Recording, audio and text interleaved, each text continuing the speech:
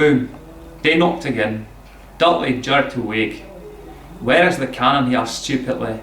There was a crash behind him and Uncle Vernon came skirting into the room.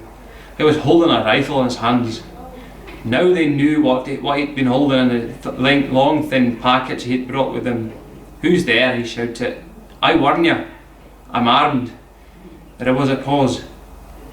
Then smash! The door was hit with such force that it swung clean off its hinges and with a deafening crash landed flat on the floor. A giant of a man was standing in the doorway. His face was almost completely hidden by a long, shaggy mane of hair and a wild, tangled beard, but you could make out his eyes glinting like black beetles under all the hair. The giant squeezed his way into the hut, stooping so that his head just brushed the ceiling. He bent down, picked up the door and fitted it easily back into its frame. The noise of the storm outside dropped a little.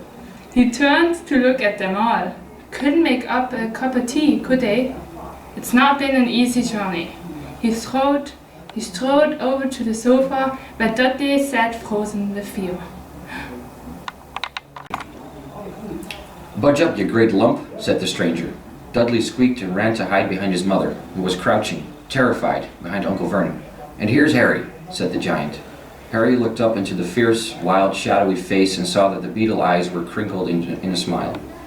"Last time I saw you, you was only a baby," said the giant. "You look a lot like your dad, but you've got your mom's eyes." Uncle Vernon made a funny, rasping noise. "I demand that you leave at once, sir," he said. "You are breaking and entering." "Aw, shut up, Dursley, you great prune," said the giant. He reached over the back of the sofa, jerked the gun out of Uncle Vernon's hands, bent it into a knot as easily as if it had been made of rubber, and threw it into a corner of the room. Uncle Vernon made another funny noise, like a man has been trodden on. "Anyway, Harry," said the giant, turning his back on the Dursleys, "a very happy birthday to you.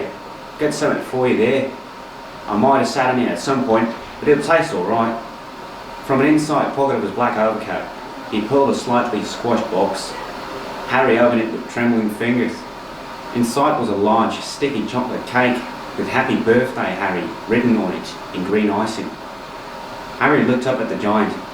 He meant to say thank you, but the words got lost on the way to his mouth, and what he said instead was, "Who are you?" The giant chuckled. "True, I haven't introduced myself. Rufus Hagrid, keeper of keys and grounds at Hogwarts."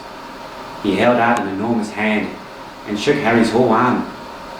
"What about that tea then, eh?" he said, rubbing his hands together. "I'd not say no to something stronger if you got mind."